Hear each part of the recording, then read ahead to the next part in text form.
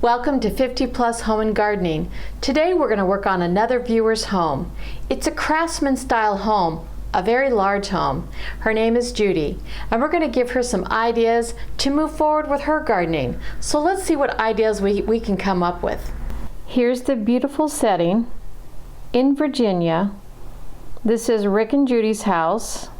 They watch my videos and they wanted me to look over their house and give them some ideas. So they live in 7B, so the temperature goes to 0 sometimes, not every year, but usually the zone just kind of tells you how low the temperature is, and then you can decide on what plants you have. It's a lot of grass. Look at all this grass from here to here. It's a Craftsman house.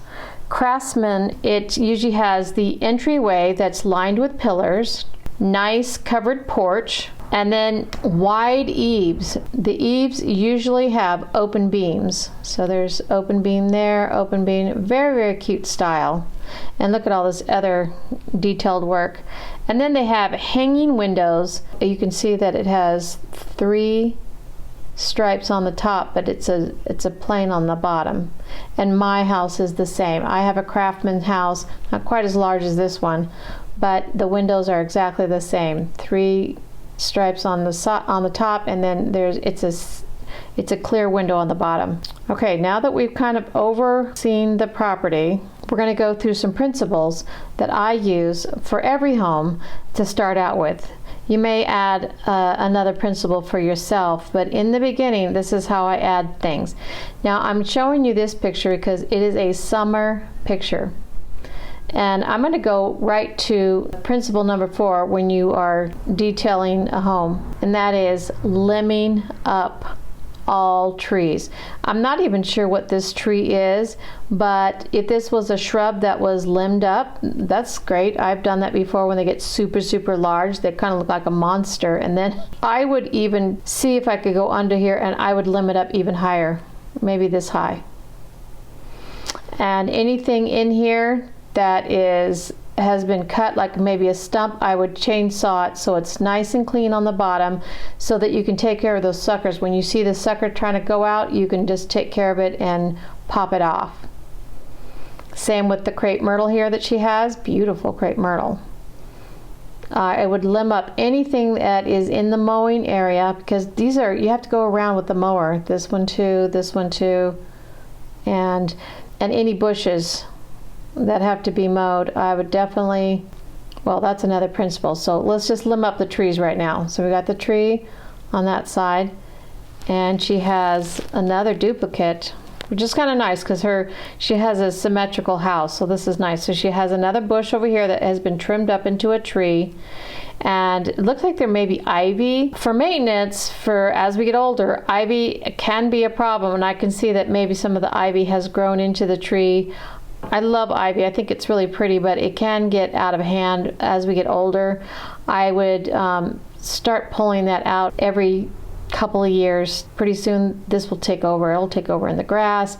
It'll take over into that tree. It just will get wild and out of hand. As we get older, I try to get rid of things that creep. Don't let things like ivy and periwinkle, anything that just is aggressive. Don't let those things creep. So I would limb this up just a little bit more, so maybe more like this, so that it's not so wide. Same with the crepe myrtle. See how low that crepe myrtle goes all the way down to the ground? That would be all the way up like this. So that crepe myrtle goes straight up. So let's start with, even though it's principle 4, I would limb up all trees.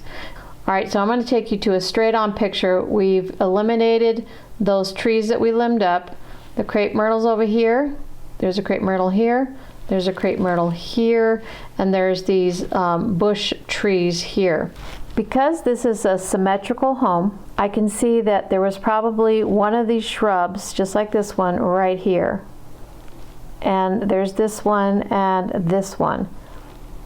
Unless that is a place where they want to be hidden and they don't want the street people to see them, I would immediately take this one out and this one out. And the reason why I would take it out is because it's in the grass and you have to mow around it. So to make this an easier place, I like things right next to the home. If you don't want a boxwood next to the home, I wouldn't start there then. I wouldn't start with this because these boxwoods, look how big. That could be 20 to 30 years old. It looks pretty massive. So here's where I'd start. We have to pick our colors. The number one principle, let's pick pink, purple, and since she has the white trim, I'm going to pick that white. And also, we already saw the crepe myrtles. Even though this is a winter picture, there's the crepe myrtle, and they were pink. So let's stay with those colors since she already has a crepe myrtle. I wouldn't want to take that out. So we picked our 3 colors, and now I want to take these 2 boxwoods out, and I want to do another boxwood area. So the second principle would be nothing on the grass. So you have this on the grass, and you have this on the grass. I don't want to be mowing that. I want to have a clean mow when I go and mow like this. All the trees are up, all the shrubs are up, and all the shrubs that you just have to circle and circle and circle, and you can see that there's grass around there because it's hard to mow. So I would just eliminate him and eliminate him. He's not doing anything for the house as far as shade or anything. And here's what I would do as far as landscape. So instead of doing a straight line, a lot of people would just do a straight line and box that in. We're going to do a curve.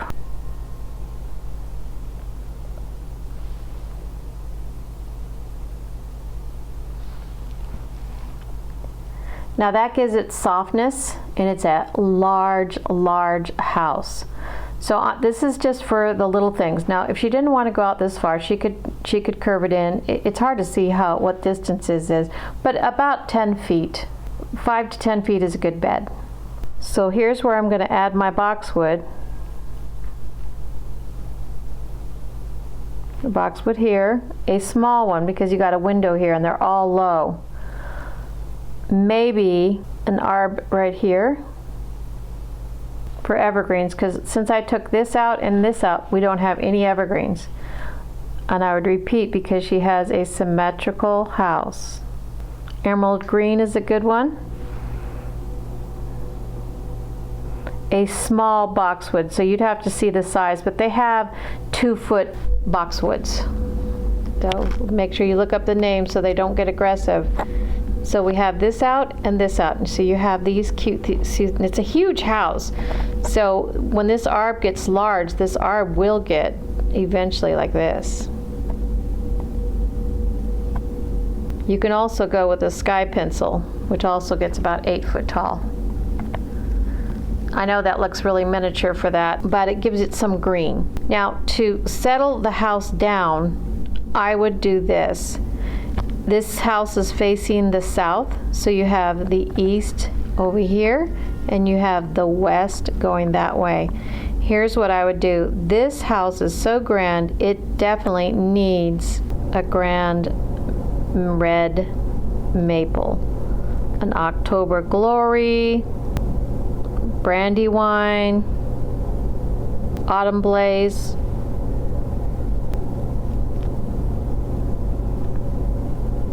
I would limb them up as high as I can because she has 3 stories.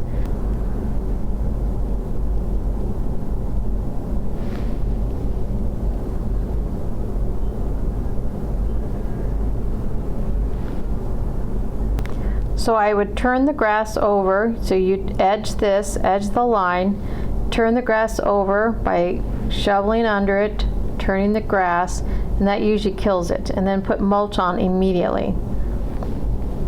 And then I would have, let's do some white candy tuft, which is temporary in the spring. It's a perennial, comes back every year, and it also will add some evergreen green, a darker green, when it's not in bloom. In the summertime, I would add annual petunias. So we have white petunias that accents all that trim. In the background, I would put Veronica, and they have stems going up, So that would look really, really pretty. And then a little bit of pink that would accent her crepe myrtle. She could put some small azaleas. So we have some small azaleas right in here. And that's basically all I would do. It's a grand old house. I would put all my work right into the front. This is where, well, I don't know if anybody uses their front door anymore, but this is where you enter the house. And this is what I would do. One tree here, if she wanted to, it would cover one of those pillars, or she could do it on the outside. She could have another arb right here, since she took away the boxwood over here and here.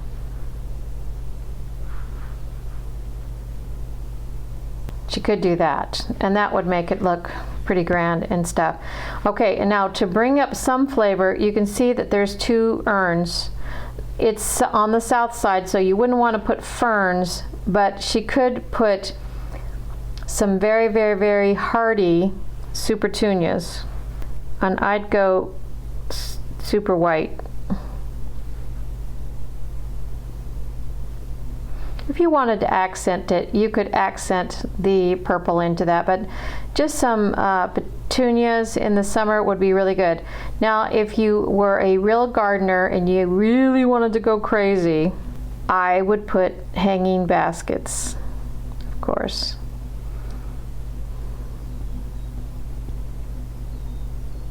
That's what I would do to finish off the house.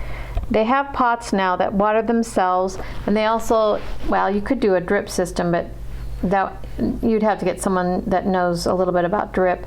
But you could just do, they have a lot of pots now, hanging baskets that have a water system inside it, so it's a little easier to do that. So if this is sort of a hassle, I don't know, you could do fake if you wanted to, but those Boston ferns look pretty good for a long time, and they just need a little bit of water. And that's how I would do the house. I think that would finish it off. The two trees on the sides, to me, makes that house pop. And now we're going to work on where she enters in. This is the door she enters in. She says she has these two sliding glass doors. I'm not sure if they're working. That means she has 3 exits. But here's what I would do. I love this little place, but you can see this is where her driveway is. The first thing I would do with this area is I'd pull this boxwood back. So let's just pretend like this is part of the house. And there's just a wall there now. So now you've left that open. So we're taking that out. And you can see she has 2 air conditioner units. I would put a white picket fence around these guys.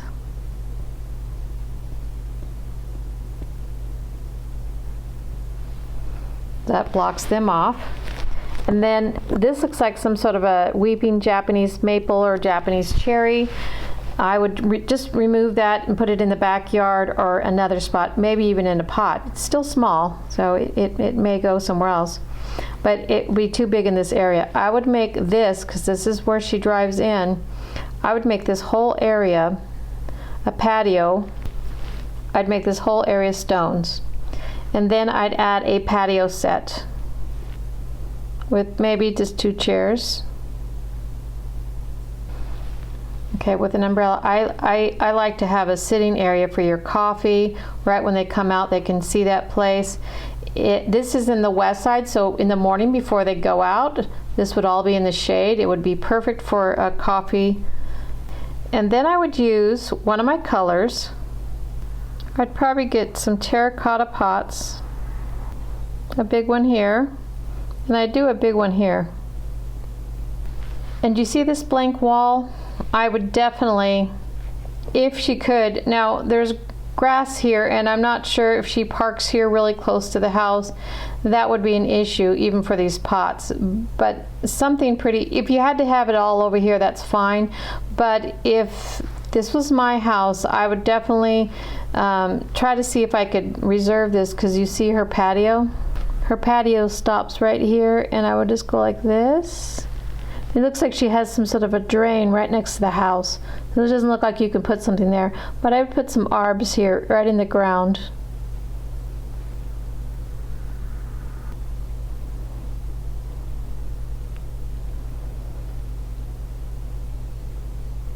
And maybe some sprinter boxwoods.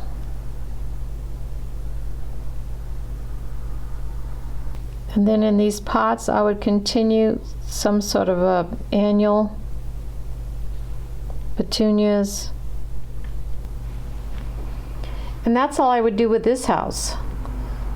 So we have our colors, pink, purple, and white, more green, because the wall's empty, if she can. This would just be mulch. These arbs can stand up to a small space, so I know this looks really narrow, but there's sky pencils and arbs can hold up.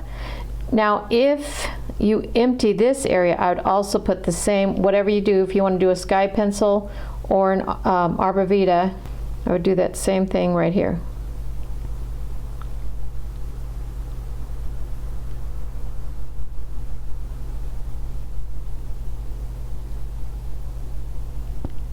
So now you have some green here that's tall. Nice patio set here. Just a small one. A black iron would be good. If you can find all white, that would be really pretty. Maybe kind of shocking, but I do like black iron. It goes with everything. And then you have some terracotta pots with some flowers and some evergreens, sprinter boxwood, and arbs on both sides of the wall to kind of fill it up. That's all I would do. It's a beautiful home. This is just another angle of the same. So you have 3 arbs, some sky pencils, or excuse me, some sprinter boxwoods or Green Mountain boxwood. These are stones, and you have a fence to cover the air conditioner. I would love this. I would love to sit right here. This just looks beautiful. And she can pick any patio cover. Since this is plain beige, I would just get something that coordinates with the color she chose, pink, purple, and white. I put white up there, but you could get a brown, beige. I don't know if I get beige, because that would sort of eliminate it. I like the white, but I know white gets dirty and a lot of people don't like that. Possibly blue, if you like blue, or a terracotta if you want the red. I don't know if I'd introduce red. That's a pretty stark color. I don't even know if they have something that's purple or pink, but I do like the white. If you have to go with another color, I'd go maybe with the royal blue. It's sort of a beachy color. Here's an arb over here. We've taken out all those boxwoods. And that's it. Thank you so much, Judy, for letting us have fun with your house. It's a beautiful home. Love it. If you'd like your garden to be viewed by others, let's go to 50 Plus Gardening at iCloud.com. That's how you can get your garden home to me. Don't forget to take pictures of your home horizontally so we can give you some ideas so that you can get your garden going for this year. I look forward to viewing your home and giving you some ideas. So keep moving, keep gardening, and stay creative. And I'll see you next time.